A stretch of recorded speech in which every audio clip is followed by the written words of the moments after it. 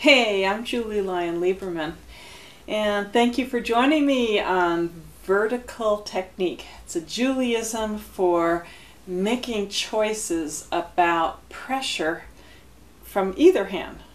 You and I can modify the pressure in the left hand, and the right hand will respond accordingly.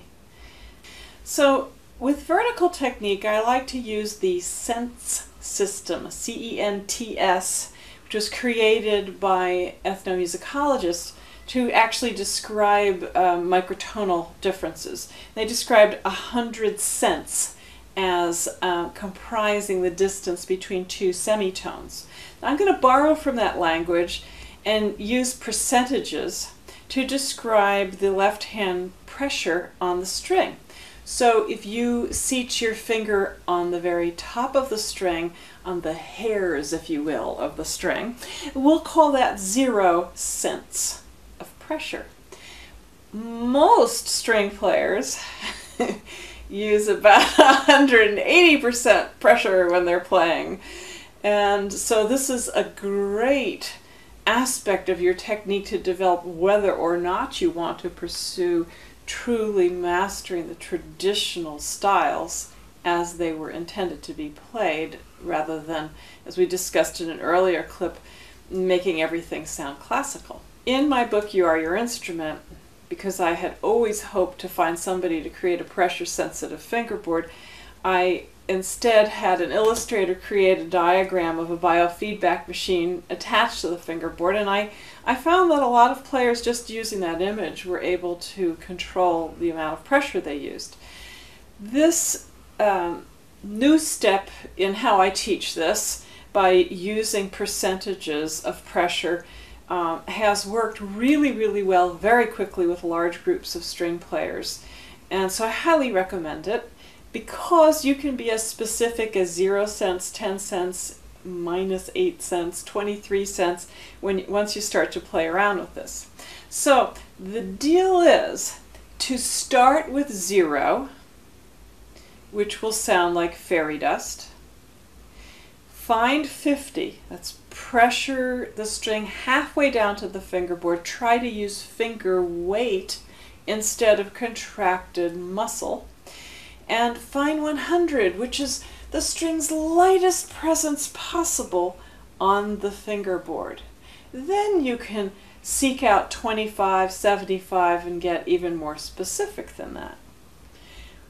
Don't worry about your bow arm. It will follow suit. It will imitate, echo, mirror what your left hand does, and therefore you will have variations in your sound. So here I am doing a backward bend to try to show you how to subtly sit your finger on the string, how to use gravity and finger weight to slowly lower, luxuriously lower the string halfway to the fingerboard. Of course, I'm on my thickest string, and then only just barely touch the surface of the fingerboard. And that will sound almost like a harmonic, but depending on what note you're playing, I call it fairy dust. Halfway down, surprise of all surprises, even on our thickest string, we actually get pitch. Good technique for you injured players. Play a month with 50% pressure, 25% pressure. You have enough to get your sound, and you'll be able to heal any ailments in your left hand. And just barely down to the fingerboard, well, I get a full note sound. I don't need to drill a hole in the fingerboard the way some of you might be guilty of doing. Okay, now if I take, oh gosh, I'm just going to grab a line from a klezmer tune, okay? And if I play that with 0 modification in pressure,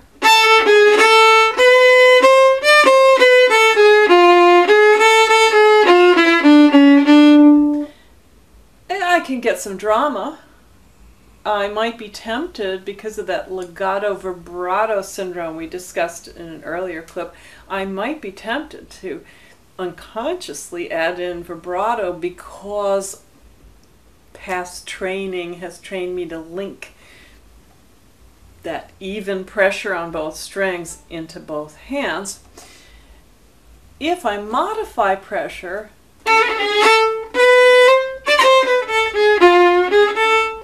notice immediately the tune begins to dance. And as we discussed in an earlier clip, these styles were all invented from the musical imagination of the world, culture by culture, linked to dances from that culture or spiritual worship. And so, for us fiddlers to really capture the essence of a tradition, a fiddling tradition, we've got to learn to make the tune dance. And that is going to come from these changes, these subtle changes in pressure. Sometimes we might drag on a note, gradually bringing pressure in and out. In Scandinavian fiddling, this is called banana peel, where you wow, wow. You don't go wow, you gradually wow, your weight gradually goes in. So a great ear training exercise for you: listen to whatever style you're working on and ask yourself questions like, does the player attack the note right on with full pressure? Do they sustain pressure throughout the note and then apply that question to a whole phrase? Do they come in sneakily and then grow the pressure? Do they do that with drama, like vibrato in the left hand, or just subtly give a little surge to the sound, a little squeeze, if you will? Or do they wait till the end of the note for this to happen?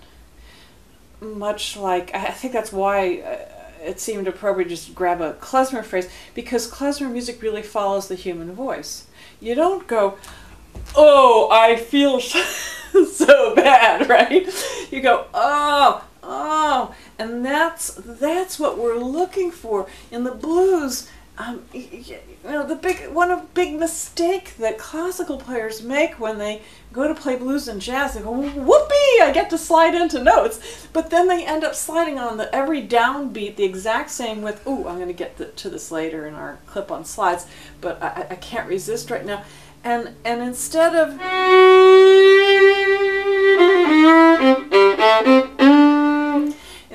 modifying with speed and pressure, because of that classical legato vibrato syndrome, the tendency is to just iron it all out. So this gives you some wonderful leads and clues as to how you can retrain your left technique via the corpus callosum, that gateway between left and right motor cortices, and in this case right and left, because left side of the body muscle moves is right cortices. Sneakily retrain the bow hand and begin to create those wonderful modifications in pressure, so that you go to play a jazz phrase, and instead of everything being ironed out,